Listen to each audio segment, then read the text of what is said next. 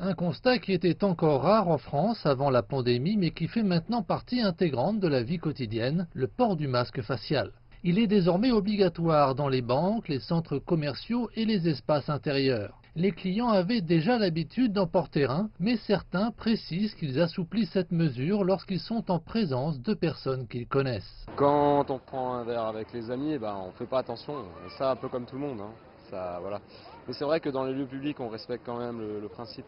Bah oui, enfin, je le porte chaque fois que je suis en contact avec des individus que je ne connais pas. Je le porte quand j'ai l'obligation de le porter dans les lieux publics ou clos, dans les magasins, métro, au travail.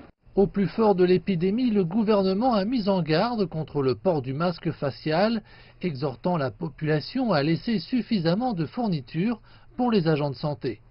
Puis, après le confinement, la décision a été prise de demander aux clients des commerces à en porter ou non en fonction des exigences de chaque établissement.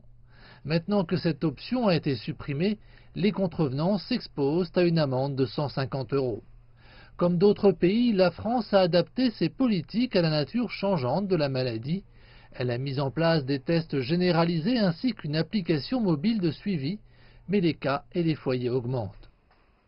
La meilleure façon de nous préparer à une reprise possible de l'épidémie est de renforcer nos actions de prévention.